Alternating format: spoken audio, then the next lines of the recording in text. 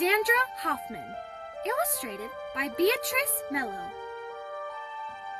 Jasmine loved stories.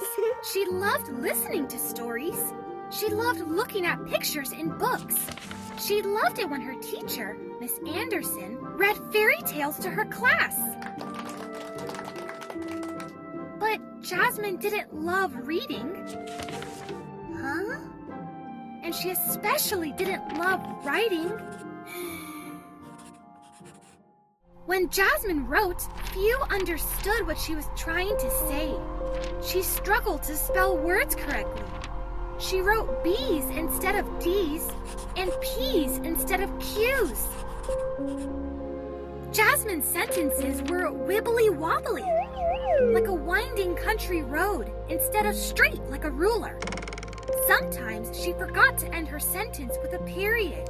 Sometimes she wrote a capital letter when the word needed a lowercase letter. When Miss Anderson wrote on the board, Jasmine struggled to copy the words correctly.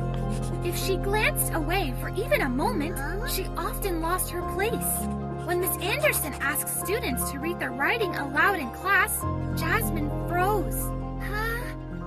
Jasmine did her best to blend in, but during group work, things got too hard. She'd try the best she could, but usually she had to rely on others for help. One day, Miss Anderson announced, "It's time for everyone in the class to write a creative story." Oh no! Jasmine's mind was a tangled mess. What if I can't do it?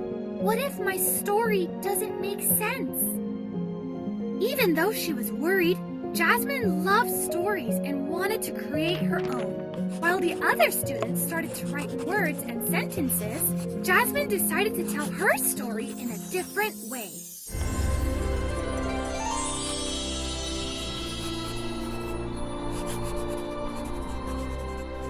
Jasmine told a fairy tale story, just like the ones she loved. But unlike the stories of her classmates, hers wasn't written in words. When it was time to share, students read their stories out loud. Each tale was creative and unique, filled with big ideas. Jasmine hoped her wordless story would be enough. Even though she was nervous, Jasmine stood up and shared.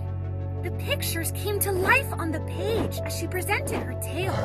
Jasmine's story sparkled. When she finished, Marcus raised his hand. I thought we had to write a story. Jasmine's story has no words. It's just pictures.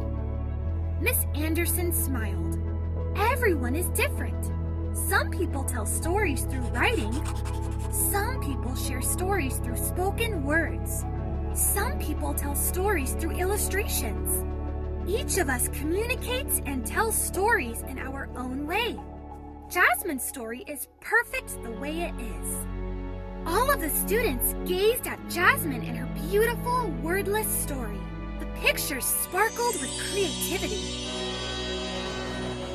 The colors sparkled vibrantly.